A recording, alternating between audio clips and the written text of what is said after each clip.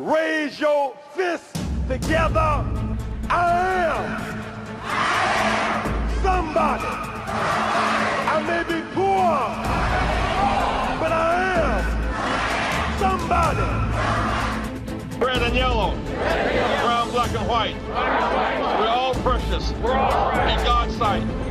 Everybody is somebody. Stop the violence. Save the children. Stop bullying.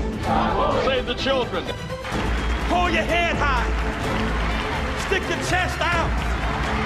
You can make it. Keep hope alive. Keep hope alive.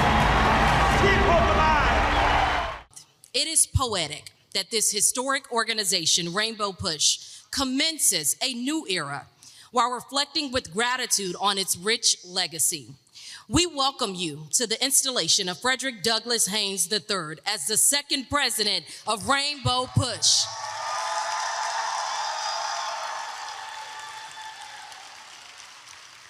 Rainbow Push was founded by Reverend Jesse Lewis Jackson. It was founded as an outgrowth of his pioneering work for economic justice at Operation Breadbasket. Reverend Jackson, a protege of Dr. Martin Luther King Jr., had built an impressive record as a social justice activist fighting the oppression of Jim and Jane Crow apartheid. People united to save humanity became people united to serve humanity and lived out its name, uniting people to serve by pushing for educational equity, economic justice, political enfranchisement, and showing up whenever injustice, racism, and oppression would rear its ugly head. Tonight, that legacy continues for such a time as this. Reverend Jackson and the board of Rainbow Push has tapped Reverend Freddie Haynes to succeed Reverend Jackson and continue this work.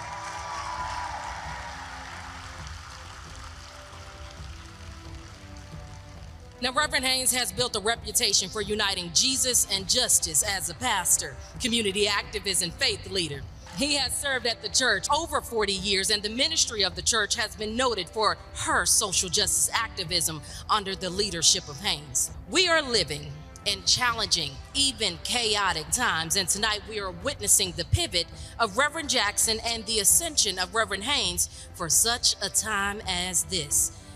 Speaking truth to power, empowering the powerless. For decades, well-known Dallas pastor Dr. Frederick Haynes has used his pulpit as a platform, elevating calls for environmental, economic, and racial justice. I just think that I got to preach it in the sanctuary and then take it to the streets and the corporate suites. Now he's taking his advocacy to the world stage. There are some mornings I wake up tripping like, wow, President and CEO of Rainbow Push. And then connecting the dots with the fact that when I was a student at Bishop College here in Dallas, Reverend Jackson came as our special guest convocation speaker for our 100th anniversary. That kid is now succeeding that person he looked up to and still looks up to. Jackson asked Haynes to take over the International Rainbow Push Coalition. The civil rights organization has advocated for social change since the 70s. Unfortunately, what he was fighting for in the 70s, 80s, and 90s, we now have to fight for in the 20s and probably the 30s, except for it's morphed into a different kind of fight. Can you be more specific about that? Be glad to.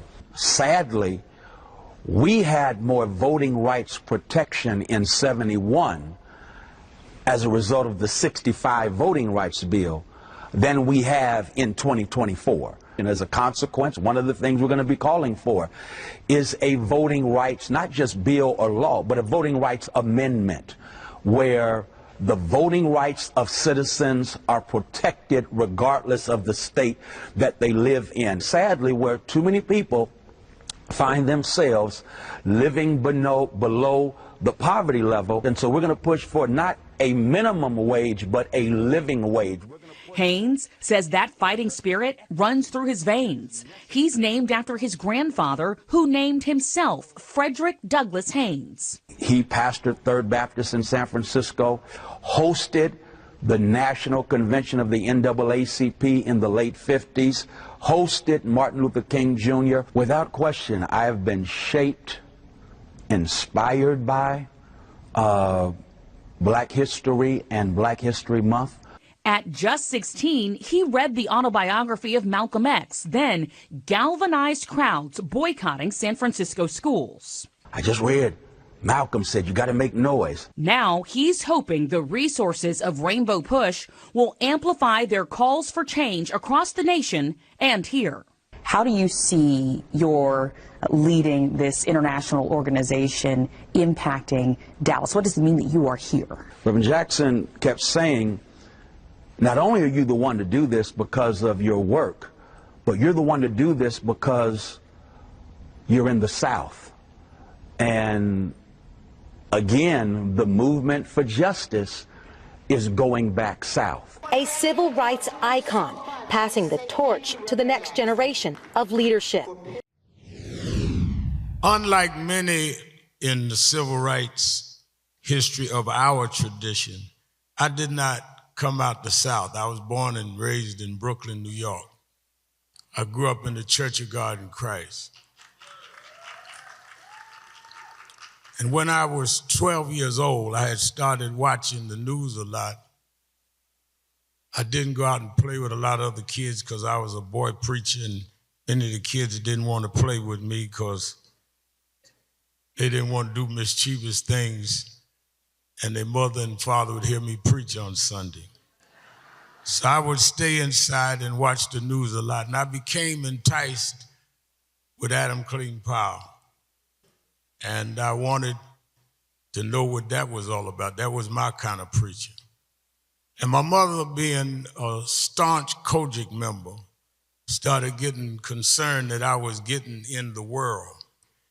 And she went to my pastor at that time, Bishop F.D. Washington, and said that he's getting too involved in worldly things. I wasn't but 12, wasn't much worldly stuff I could do. And at that time in Brooklyn, some of the giants in ministries lived in the same 2 blocks on President Street. Dr. Sandy Ray, Dr. Gardner Taylor lived on the corner. Bishop Washington lived across the street. T.J. Boyd lived down the block. And across the street, Bishop Washington brought me and my mother to a man named Dr. William Jones, who then led Operation Breadbasket, New York's chapter. And Dr. Jones said, I know what to do with him. He had this deep baritone voice. He said, we'll put him over our youth department for our chapter. And not long after that, he had my mother bring me and introduce me to Reverend Jesse Jackson. And at that time, Reverend Jackson had a big afro and was wearing vests and dashikis, wore a big medallion. I said, well, I can be this kind of preacher. I like this. And I modeled a lot after him. I didn't want to pastor like Jones and Bishop Washington. I wanted to be like Jesse. And he has been a teacher and a mentor to me personally, as well as to this nation. If there wasn't a Jesse Jackson, a lot of what we achieved as a people and as a nation would not have happened.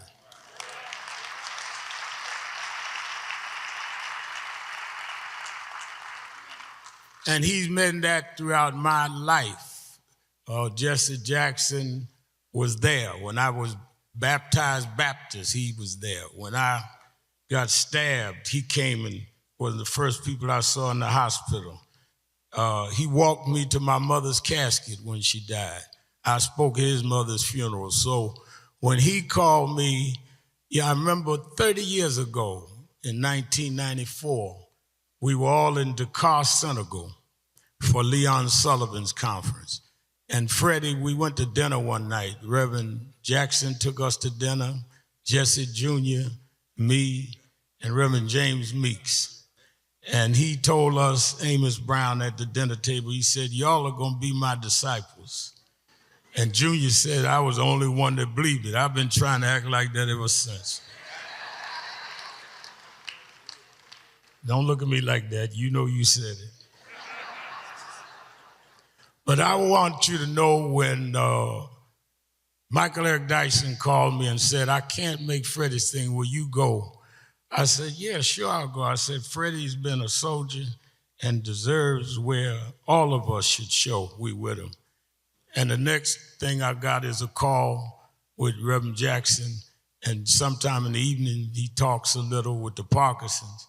And people say to me, Jesse Jr. say to me all the time, how do you understand Dad in the night hours?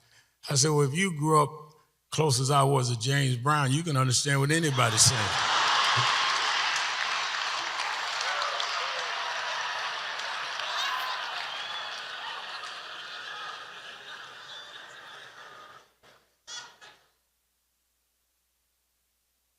But Reverend Jackson said, you gonna be in Dallas. I said, yeah, I told. He said, no, I didn't ask you.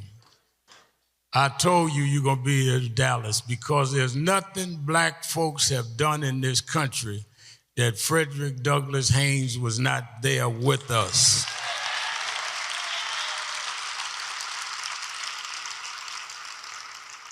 So Freddie being inaugurated tonight is not an accident. It is providence. Movements are built on continuity from generation to generation. If you read the Bible, it is all in continuity. Every prophet is followed by another prophet. And the prophet that comes, if you can tell they're in the prophetic tradition, Amos Brown, is they acknowledge the prophets before them. They say, I come in the name of Abraham, God of Abraham, Isaac, and Jacob. But we get confused with prophets and fortune tellers. Prophets come in the lineage of speaking the truth, even if it is uncomfortable. Even when Jesus came, first thing we heard about Jesus, Sister Haynes, first chapter, St. Matthew's, is they brought his lineage back to David, and David 2,000 years back to Moses. So if Jesus had to be introduced, then how do we have folk we looking at that we don't know where they come from, where they grounded in, and who put them where they are? He is connected with lineage, prophetic lineage. He's been that. And tonight is just to make formal and a position that he will now take in these times. And that's why all of us embrace that. We are in some very wicked times. When you talk about such a time as this, look at the time we're in. Everything that was gained in the 60s is now under threat. They talk about affirmative action and women's rights and diversity, equity, and inclusion like somebody woke up one morning and gave us that. They talk about voting rights like somebody gave us that. We fought for everything we got.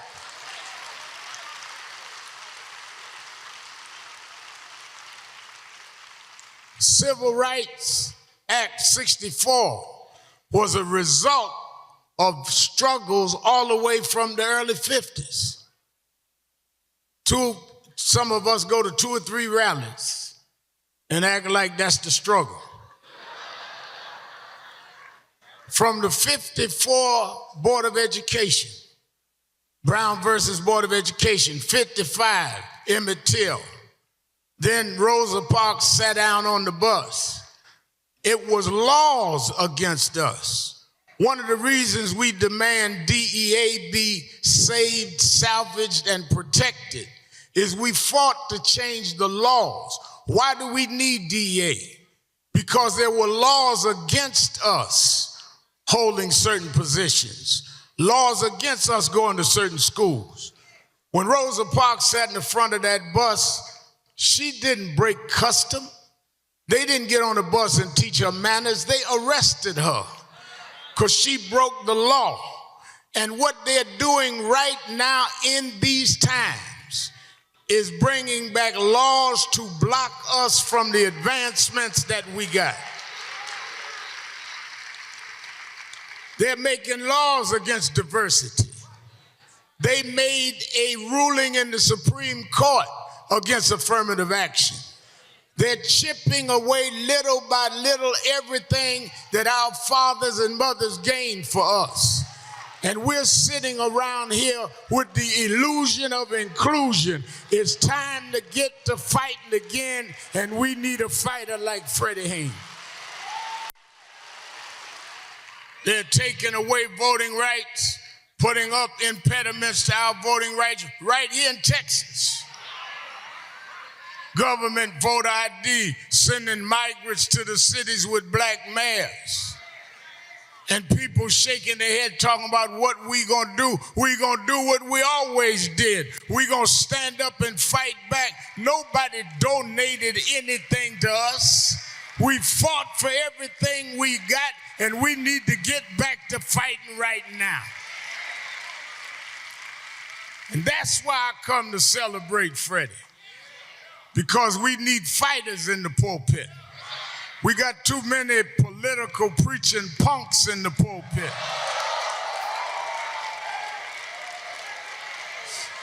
All you preachers, all you leaders, elected officials, maybe you are in position for such a time as this.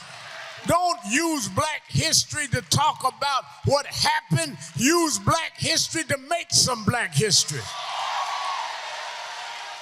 But it's going to take those of us that are committed, that'll pay the price for the rest. And then lastly, what Freddie brings is what was the core of our movement, and that is a spiritual side. Because if you believe all the power is in the hands of those that sit in high government positions, you will bow to that power. But if you know there's another power, if you answer to another judge, if you bow to somebody that got all power, then it don't matter to you who's in the White House or the State House, because you can stand up and proclaim, thus saith the Lord. Every morning I get up and the sun rises. I know that Congress don't have the last answer. We need some prophetic voices that'll speak up and know that God will hold you up if you stand up.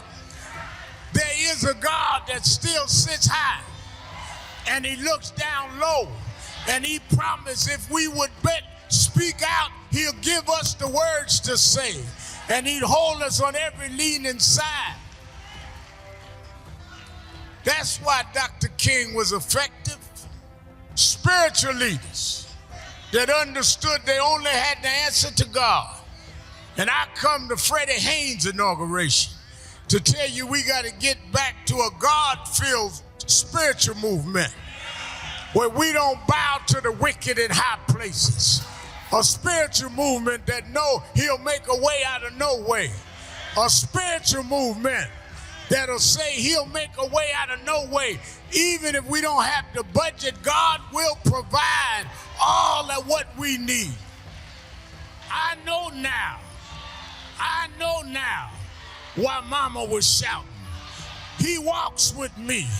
He talks with me. He tells me that I'm his own. He been food when I was hungry. He been water when I was thirsty. God will make a way for his children. God bless you, Freddie Haynes. We are going to make some noise until America is truly one nation under God, indivisible, with liberty and justice for all. Primary Election Day is March 19th. Vote your values. Get the information you need to vote anywhere in Illinois. Just scan the QR code. Are you registered? How do you plan to vote? What is on your ballot? Your vote is your choice. Use it. Attention high school seniors and college freshmen, sophomores, and juniors. If you are in need of financial assistance, put Push for Excellence offers a variety of scholarships for which you may be eligible to apply, whether it's the Jesse Jackson Fellows Toyota Scholarship, the Cirillo McSween New York Life Scholarship, or the Oralee Sanders Scholarship. Push for Excellence strives to offer something for everyone. Here are just a few of our scholarship recipients.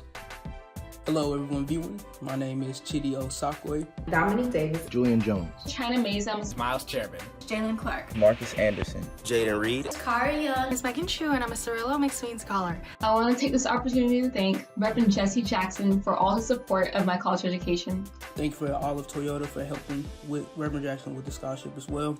I just want to take the opportunity to say thank you to Reverend Jesse Jackson for helping to make this scholarship opportunity possible for me. As appreciative as I was before, I'm even more grateful now having received this scholarship. Not only has it helped me out financially with paying for tuition, but it has also awarded me the opportunity to learn more about the Rainbow Push Coalition and their different initiatives in the African American community. I'd like to say thank you to Reverend Jesse Jackson and the Rainbow Push Coalition for all the generosity and support that they've shown me throughout my undergraduate career and for the opportunity to pursue higher education. For more information, please visit our website at www.pushexcel.org and click on the word scholarships.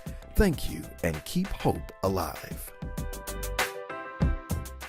Push Excel's goal is to inspire students to strive for excellence in education in spite of personal, family, and community challenges that they might experience. How do we do this?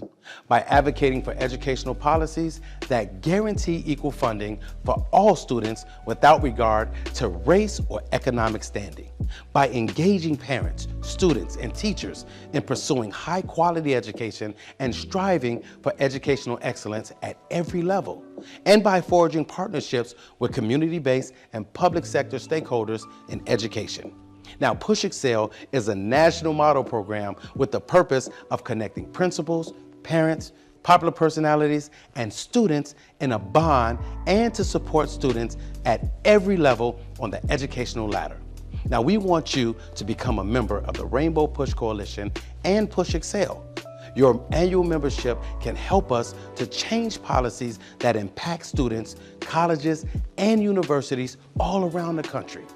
So step up and sign up today.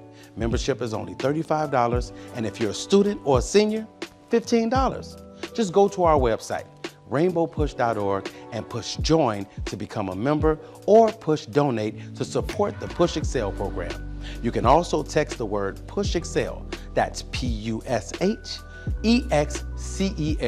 to 41444 on your cell phone, and you can give us any amount that you feel comfortable giving or call us at 773-256-2775. Wherever you are, you can support us as we keep pushing for you.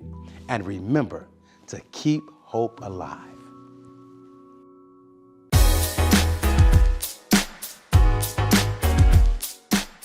And the work that we did in Louisville, Kentucky is a model. We went there to protest, for sure, but when we got there, we found out that people were hungry, so we fed 4,000 people. We found out that folks were not educated on the issues. And so we had conferences and other opportunities, Thursday night meetings. We found out that people didn't even know who Daniel Cameron really was. They didn't know who the Attorney General was, and they did not even know how he got there. Perhaps some people knew a black man was in office. They had no idea about his politics.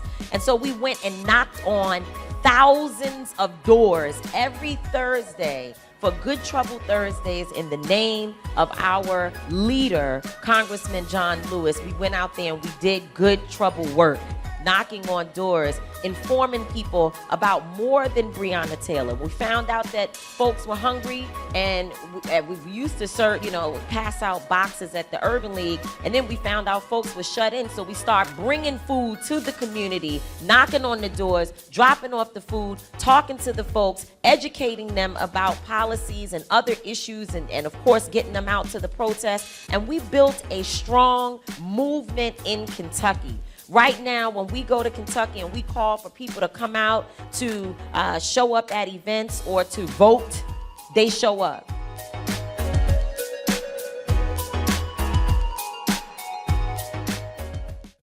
one of the most premier social justice organizations, has a new leader. At a ceremony in downtown Dallas, Pastor Frederick Haynes was installed as the CEO of Rainbow Push, a coalition founded by Reverend Jesse Jackson, the 82-year-old in attendance tonight. I'm still blown away that Reverend Jackson, a hero, icon, personal mentor, looked at me and said he wanted me to succeed him as president. So I'm still processing that. Reverend Haynes is a Dallas native and Bishop College graduate. He's been senior pastor at Friendship West Baptist Church for 40 years, growing membership from less than 100 to more than 13,000.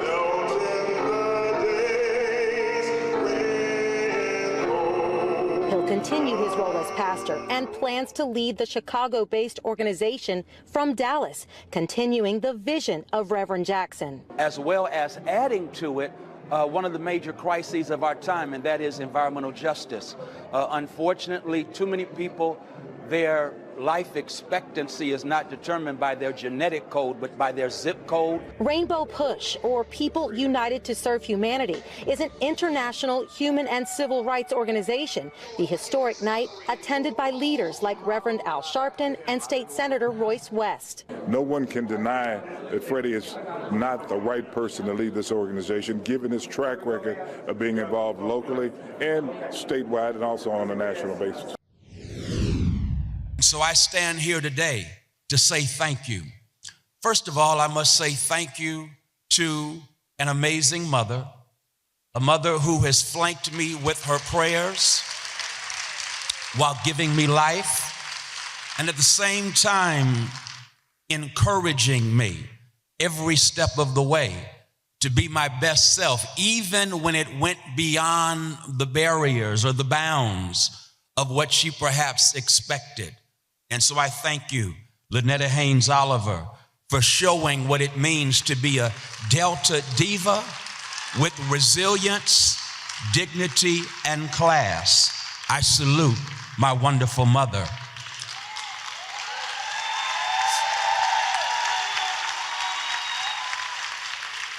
I thank God for gifting me with a phenomenal wife, Deborah P. Haynes. Deb is a wonder of a woman who, like Jesus, goes about doing good while being good to me and good for me. And so I thank her for her own work as she carves out her niche as a dynamic woman, a lovely sister, and again, a phenomenal mother and wife. I salute you, Deborah P. Haynes. I'm grateful to have a daughter who is the GOAT of all daughters. She is as conscious as she is beautiful. She is absolutely smart and stunning. And she is also carving her own niche. I salute you for being the princess that you are.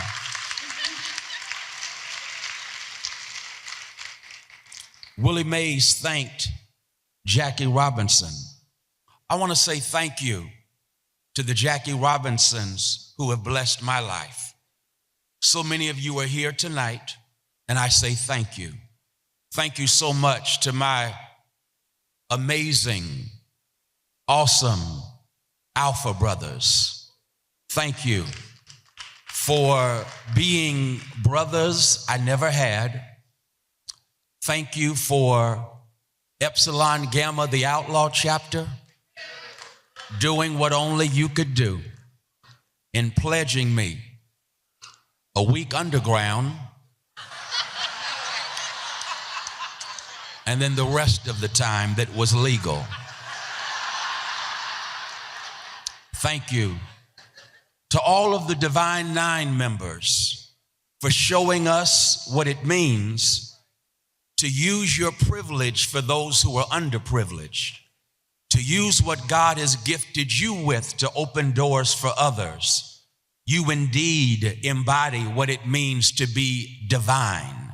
And so I salute you and thank you. Willie Mays thanked Jackie Robinson. I've got to thank the amazing colleagues and comrades in clergy, my sisters and brothers in ministry who've come from all over this country. All of them are so anointed and gifted that they could literally have taken the podium this night and gifted us with revival. And yet they have shown something that for me is mind-blowing. They've shown up without even being on program. Most of them to say thank you, most of them to say I'm here with you, and that means more to me than I have words to express. Thank you to my comrades in clergy. I love you. I praise God for you and for your wonderful witness from the sanctuary to the streets, as well as speaking truth to those in political and corporate suites. I thank you, my comrades in clergy. I salute those of you who are selected and elected officials. I salute you because most of you who are here are not transactional but transformational. And you recognize your responsibility is not just to occupy a white supremacist seat, but instead to transform it for all of us in this country. I salute our elected and selected officials. I also pay homage to our business leaders who stand on business by handling business. And when you handle business, you recognize it's not about how rich you can get, but it's about standing on business on behalf of those who perhaps have not had doors opened up for them. I salute you. I thank you. Willie Mays said, thank you, Jackie Robinson. I thank all of my Jackie Robinsons, including the Jackie Robinsons who are civil rights activists and leaders, many who are here this night. And I thank you because every single day, without oftentimes receiving thanks, you are fighting the good fight. You are standing for those who cannot stand for themselves. You are giving voice to those who have no voice. Willie Mays said, thank you, Jackie Robinson.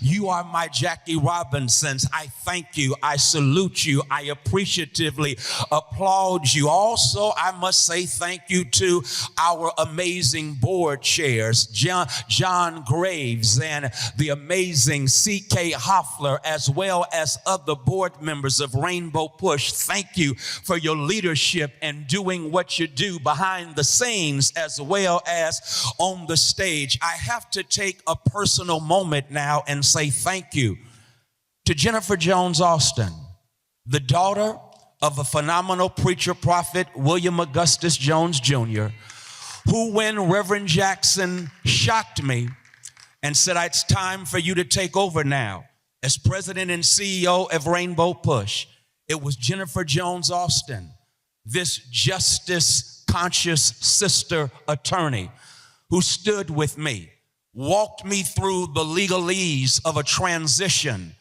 giving me what I did not have myself.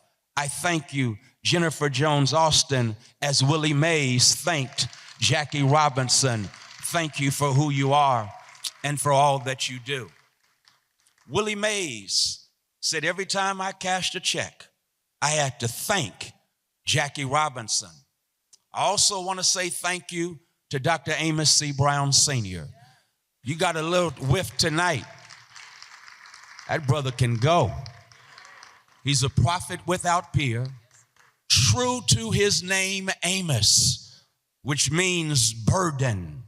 He's carried a burden for justice, a burden for liberation, a burden for empowering those who are disenfranchised. I thank you, Dr. Amos C. Brown. Willie Mays said thank you to Jackie Robinson. I didn't get to know Jackie Robinson, but I know Jesse Jackson.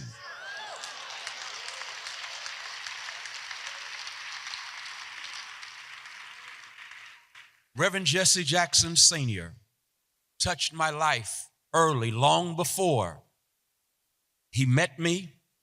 I was a student at now defunct but never dead Bishop College here in Dallas, Texas. Reverend Jackson was the convocation speaker for our centennial celebration. I was mesmerized, captivated by his charisma, moved by his message, blown away by Reverend Jesse Jackson. I met him and then watched him run in 84 and 88. And you don't remember that, but please understand, so much of what we enjoy now is rooted in what took place in 84 and 88. I guess you don't know it, so I'll help you. You don't have Barack Obama in 08 unless you have Jesse Jackson in 88. I've got receipts. Jesse Jackson in 84 ran and discovered that there was an unjust way that delegates were apportioned to the candidates, because it was, if you won the state, you won all of the delegates. Reverend Jackson said, that's not democratic. How dare you call yourself a Democratic Party, and yet everyone does not have a voice? And Reverend Jackson then in 88 transformed the way the delegates were apportioned. And as a consequence of what he did in 88, if he had not done that in 88, then Hillary Clinton would have been elected in 08. But because Jesse Jackson stood up in 88, Barack Obama was elected the first African-American president in the history of this country. Why? Because Jesse Jackson changed the policy. Jesse Jackson changed the rules. Thank you, Reverend Jackson. I didn't get to know Jackie, but I know Jesse. And since I'm in this Sankofa moment, the least I can do is look back at what he did in 88 and now, and not only 88, but 84. And now in 24, it's time to change the rules. In 24, it's time to change public policy. In 24, it's time, Reverend Jackson, for us to go on the offense. So thank you so much for what you did in 84 and 88, and we're going to get it straight in 24 because of what you did in 84 and in 88. I kind of sound like Jesse right there, because y'all know that Jesse was rapping before hip-hop was a thing. And so thank you, Jesse Jackson, for showing us the way. Thank you for your leadership. Thank you for being a prophet without peer. Thank you for being that prophetic colossus who strode across the limit. You did not limit your prophetic witness to Chicago, and how we thank God for Chicago, but you took it from the south side of Chicago all the way to the Damascus Road and freed Robert Goodman. Thank you. I don't know Jackie, but I do know me some Jesse. Thank you that you dared to go to Iraq and free the captives there. Thank you that you dared to go to Armenia and free those who were prisoners there. Thank you that you had a coattail, so that even though you did not win the nomination, we had black elected officials who got elected in 88, 92 and 96 and beyond because of your coattails. I don't know Jackie, but I know me some Jesse. And because I know me some Jesse Jackson, I stand not in his shoes, but on his shoulders. And since I stand on his shoulders, I hope you stand with me as we say, we may not know Jackie, but we knew no Jesse. And Jesse Jackson, you are a gift to us. We thank you for doing justice, loving mercy, walking humbly with your God. Thank you, Jesse Jackson, for being Jesse Jackson. You were born in the slum, but the slum wasn't born in you. And indeed, you are somebody.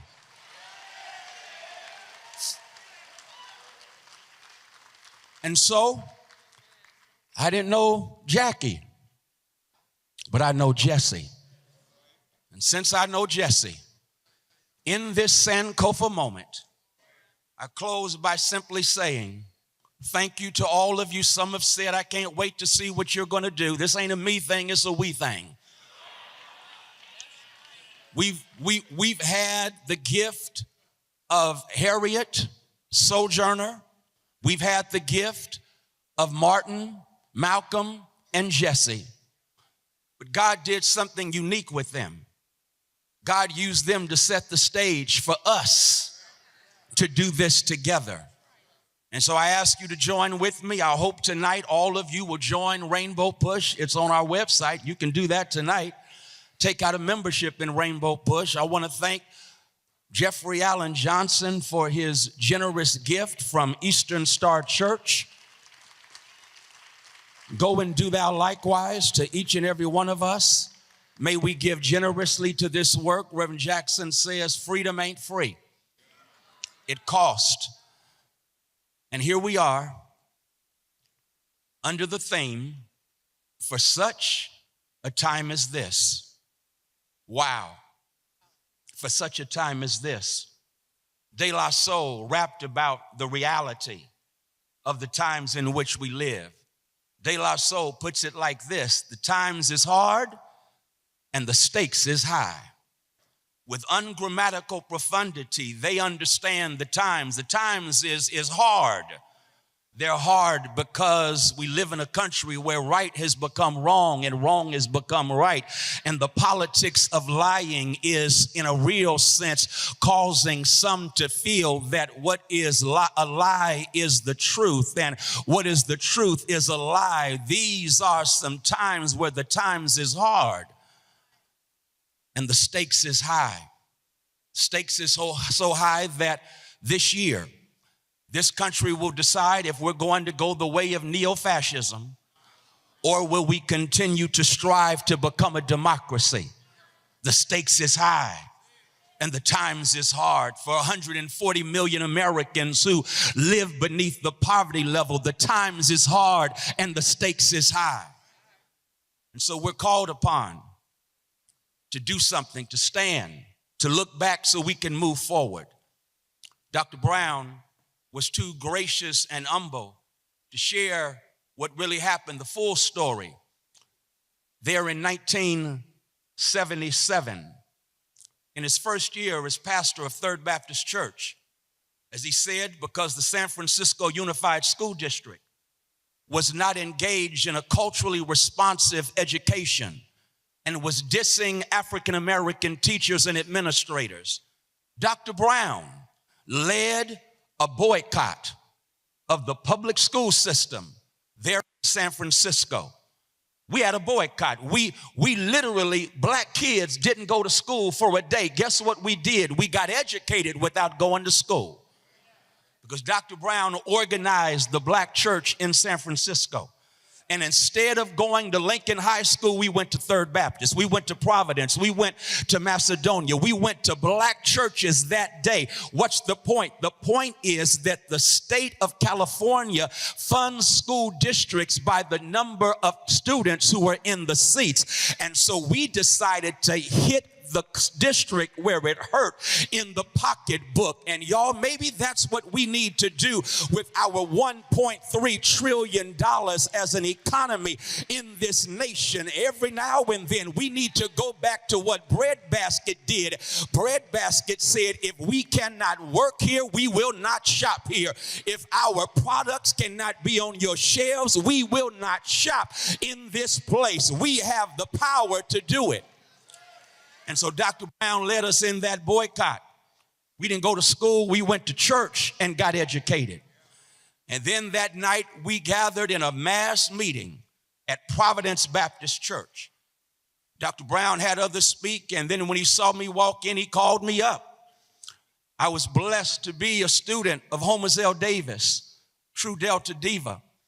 And Homazell Davis had just taught us, we had read Roots, the book.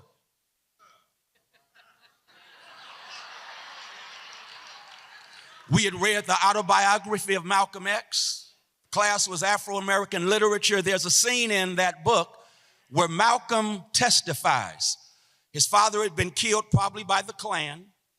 After his father was killed, his family was economically dismantled by the system. The system broke his family. And when the system broke his family, Malcolm every day would say to his mother, "Mama, give me some food, I'm hungry." And she would say, "We don't have anything." But he would relentlessly say, "Mama, give me some food, I'm hungry." And she would say, we don't have anything, but he would not give up until finally she went to the back of the pantry, retrieved what little she had, gave it to Malcolm. And then she said, why can't you be quiet like your little brother? Malcolm looked at his brother who was quiet and hungry. He looked at the food in his hand and he testified, I discovered that day, if we're going to get what we want as a people, we can't be quiet. We got to make some noise. Reverend Jackson, that night when Reverend Brown called me up, I told that story. As a 16-year-old, I said, we made some noise today. And that's what we've got to do in 2024. We got to make some noise. We got to make some noise until Jesse Jackson Jr., we bring about a constitutional amendment for voting rights protection, because we cannot afford to have states like Texas and Alabama and Florida decide that they can gut voting rights and suppress the vote. We need to have a constitutional amendment. Thank you, Jesse Jackson Jr. We got to make some noise until every time someone has served their time in prison, when they exit prison, at that moment they ought to be engaged. They ought to receive their full rights as citizens of this country, because they've already served their time. We got to make some noise, and we gonna make some noise until we ensure, my sisters and brothers, not only that we have voting rights that are protected, but as Jesse Jackson Sr. said, that when someone turns 18 as a citizen of this country, they should automatically be registered to vote. We're going to make some noise until we have same-day election registration of every voter in this country. We're going to make some noise until we have culturally responsive education for every child, and we don't engage in what Jacob Carruthers called historicide, because we know historicide leads to menticide. And we are going to make some noise until we economically empower our black businesses so they will not find themselves on the receiving end of racists like Edward Blum, who is going after the Fearless Fund, sisters who are simply trying to fund black and brown owned women business. We're going to make some noise until Roland Martin and all of our black media receives their fair share of the economic pie. Y'all, it's time to make some noise. Our children deserve some noise makers. Our future deserves some noise makers. We gonna make some noise until justice rolls down like waters and righteousness like an ever-flowing stream. We gonna make some noise until every single politician does justice, loves mercy, and walks humbly with our God. We gonna make some noise until every American has a living wage, not a minimum wage, because that's too minor for us, but a living wage and a guaranteed income. We are going to make some noise until America is truly one nation under God, indivisible, with liberty and justice for all. That means all, no matter where you live, no matter who you love, no matter what you look like. We gonna make some noise for all of God's children. It's time for us to make some noise. So if you gonna make some noise, let's do what they say in the culture and make some noise with our full chest. And if you make some noise with our full chest, victory is ours. I know it's ours because mine eyes have seen the glory of the coming of the Lord. We gonna make some noise with our fearful chest, because glory, hallelujah, glory, hallelujah, glory, hallelujah, God's truth is marching on. Now go ahead with your full chest and let's make some noise.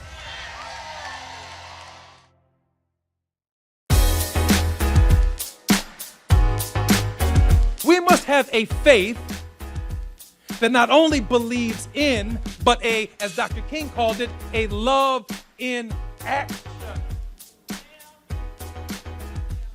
President Frederick Douglass is the head of an organization that needs to be able to amend the Constitution at the end of the day.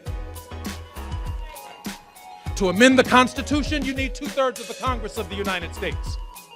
You need 3/4 of the states to be in agreement. That means we need 40 Rainbow Coalition chapters all across the nation with that on their mind. It means you need 435 congressional district organizations all across the country electing members of Congress with that on their mind. And the same organization that you build now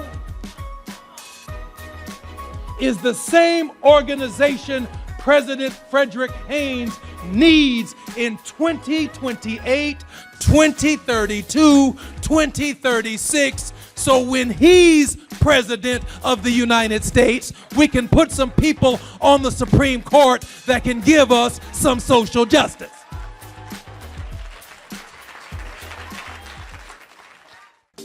March 19th is primary election day. Ballot question number 1 is about providing funds to help end homelessness in Chicago. Ballot question number 1 is a proposed change to the real estate transfer tax, a one-time tax that is paid when a property is sold. What is the change? RETT will decrease for nearly 95% of properties sold, sales below $1 million. RETT will increase for less than 5% of properties sold, sales above $1 million. This change will generate $100 million every year, dedicated to providing affordable housing and supportive services for people who are homeless in Chicago. So don't forget to vote March 19th. Be informed, vote. People often ask, why should I vote? And to be honest, voting is a sacred right. And if it wasn't so important, then there would not have been a distinctive effort to minimize one's vote. So while the 2024 election may seem far away, it really is right around the corner. So I want to encourage you to start thinking to yourself, do I have my voter plan together? Do I know where my polling location is? Do I know who's going to be on the ballot this election? And don't just ask this question of yourselves, but I want to encourage you to talk to your family and friends about this as well. Because here's the thing, voting is the one way in which you can actively participate in bringing about the change that you want to see. But to be completely honest with you, voting alone is not enough. It is so important that those of us who can and are willing to do so, that we put forth the effort to assist those in our community who might have challenges at the polls. So if you are interested in assisting others, then I would like to encourage you to participate in election protection. There are so many components to the election protection program. We have a hotline of volunteers who answer questions for those who call in, but we also have an election protection program where we have poll monitors and we have poll watchers. And this is where you can actively participate in your community and be at the polls to assist voters and to monitor what's going on at all times. If this is something that you are interested in, please reach out to us at Common Cause Illinois, where we would love to talk to you more about the program that we have. As I mentioned, it seems like the primaries are far away, but they are just around the corner. So make sure that you're prepared and that you have everything together for you to be able to vote. And the very first step that you need to take to do that is make sure that you're registered. But please be an active participant in this upcoming election, and don't just stop at voting. Try to find some of the various ways that you can get involved, whether it's election protection or other programs that might be out there. And if you yourself are a voter who runs into issues at the polls, then please be sure that around election time and during early voting that you reach out to the hotline 866-OUR-VOTE, and someone will be there to assist you.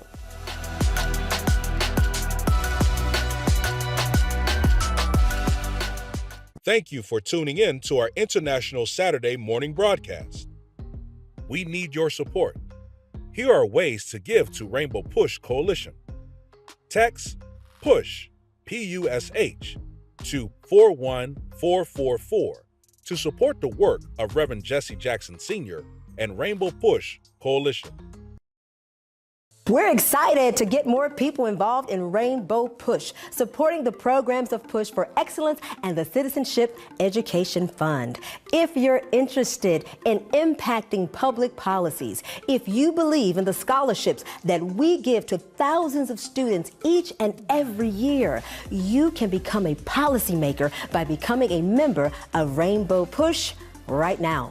For an annual membership of $35, or if you're a student or senior, $15, you can help us make a difference in the lives of millions. How do you become a member? Visit our website at rainbowpush.org and press join. Or maybe you'd like to support us. You can text the word PUSH, that's P-U-S-H, to 41444 on your cell phone, and you can give any amount you feel comfortable giving. You can also call us at 773-256-2775, or go to rainbowpush.org and push donate. Wherever you are, you can support us as we keep pushing for you.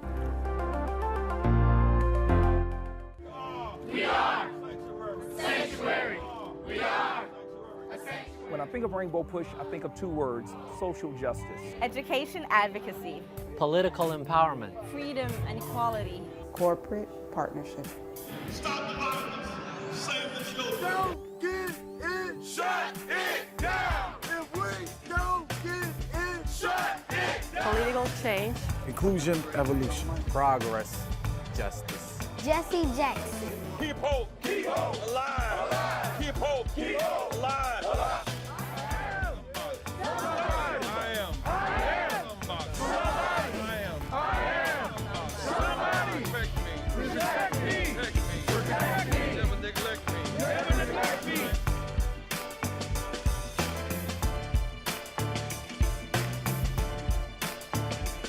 We want to be bridges to end these cultural gaps.